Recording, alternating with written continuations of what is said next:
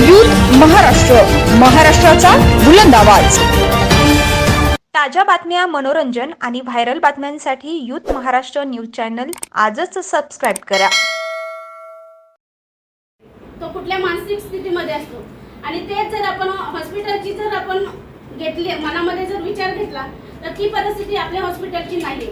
ज्या सुखसोयी किंवा जी ट्रीटमेंट मिळायला पाहिजे तिथं तर नाहीये, तर नक्की तो पण विचार मी करणार आहे। ताई काय सांगाल, नेमकं किती मतांनी आपण विजय व्हाल याबद्दल काय सांगताय?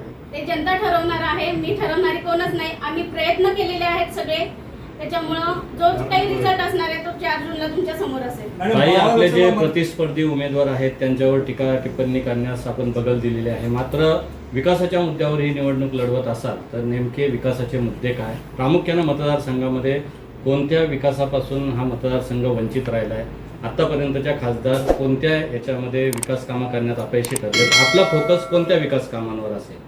तसं बघितलं गेलं तर खोपोली, रसायनी म्हणजे पनवेल या ठिकाणी कंपन्या भरपूर आहेत, पण तिथं जे स्थानिक आपली लोक आहेत त्यांना रोजगार नाही।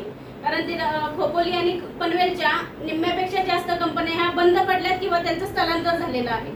तर हा जर मुद्दा जर आपले जर खासदार किंवा आमदारांनी जर उचलला नसेल तर थोडासा तो एक खूपच म्हणजे प्रश्नार्थक प्रश्न आहे, त्याच्यावरती विचार करायला भाग पाडतायत।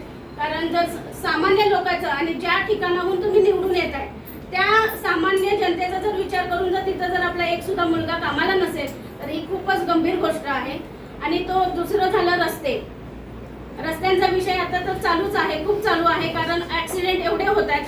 पळसदारीची आता एक 6 महिन्याची पूर्वीची गोष्ट आहे, पाण्यासाठी ती मुलगी गेली असताना तिचा ऍक्सिडेंट झाला, तिच्यावरून गाडी गेली आणि तिचा जागेवरती मृत्यू झालेला आहे। म्हणजे पाणी शेजारी आहे पण त्यांना रस्ता क्रॉस करून जावं लागतं डोंगरावरून येऊन। त्यामुळे पाणी, लाईट आणि खेडेपाड्यांमधले ज्या समस्या आहेत, आरोग्याच्या असतील, रस्ते, लाईट, पाणी ह्या तर आहेतच, याच्यावरती नक्कीच भर देणार आहे। आणि जे आपलं भीमाशंकर रोड आहे तो अजून स्थगित आहे, तो अजून झालेला नाही, तर ते पण आहेत। लेणे आहेत, डोंगर आहेत आणि पर्यटन स्थळ आपल्याकडे खूप आहेत। माथेरानचा जर विषय घेतला तर तो तर खूपच गंभीर आहे, कारण त्याचं सुद्धा संवर्धन झालेलं नाहीये। आणि नक्कीच हे जे मुद्दे आतापर्यंत राहिलेले आहेत, गेल्या 10-15 वर्षात झालेले नाहीयेत, ते पहिले पूर्ण करण्याचा मी प्रयत्न करेन। आपण वंचित बहुजन आघाडीचे उमेदवार आहात, तर त्यावेळी इतर कोणकोणत्या संघटनांनी आपल्याला पाठिंबा दिलेला आहे? संघटना आपल्याला आलेले आहेत 2-3 संघटना आहेत। एक पोलीस मित्र संघटना आहे आणि अजून 2-3 आहेत, पण मी अजून ऑल इंडिया पॅन्थर सेना आहे आणि अजून 2-3 आहेत, पण मला आता नाही ते हे आठवत आहेत। पण नक्कीच आपल्याला पाठिंबा दिलेला आहे आणि जरी जनता माझ्या समोर जरी नसेल तर पाठीमागून मला सगळ्यांचा पाठिंबा हा। बाळासाहेब आंबेडकरांची सभा इथे होणं अपेक्षित होतं नावड मतदारसंघामध्ये, तसं तुम्ही परवा काहीतरी खासदार सभा घेणार होतं, ती सभा रद्द झाली ना, कारण काय मागचं? तांत्रिक कारण होतं। तांत्रिक म्हणजे नेमकं काय? महाराष्ट्रभर बाळासाहेब फिरते जातात सभेला, ती सभा कॅन्सल होण्याचं कारण की सर्व विधानसभा क्षेत्र मतदारसंघामध्ये लोकसभा बाळासाहेबांनी सभा घेतली। बरोबर आहे।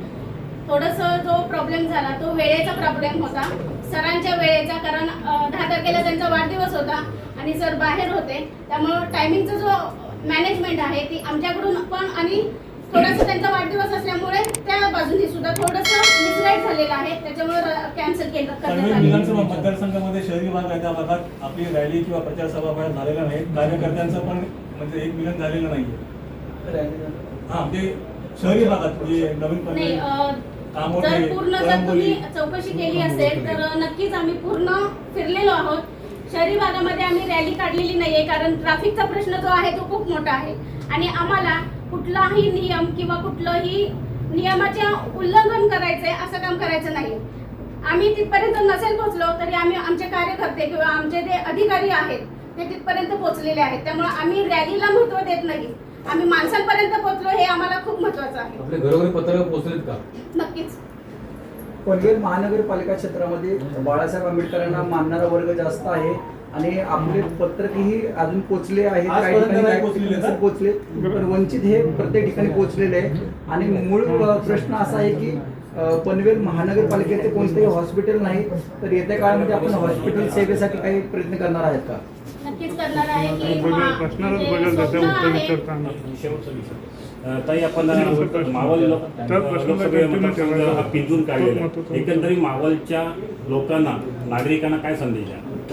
सर्वांना एकच संदेश आहे की आपली जी ताई उभी आहे ती पहिल्यांदा खासदारकीचा उमेदवार आहे आणि जर निवडून आली तर इतिहासामध्ये एक इतिहास घडणार आहे की मावळची पहिली महिला खासदार ठरणार आहे मी. आणि नक्कीच जनतेला मी एकच सांगेन की मी माधवी नरेश जोशी राहणार कर्जत मावळ विधानसभेतून मी लढत आहे.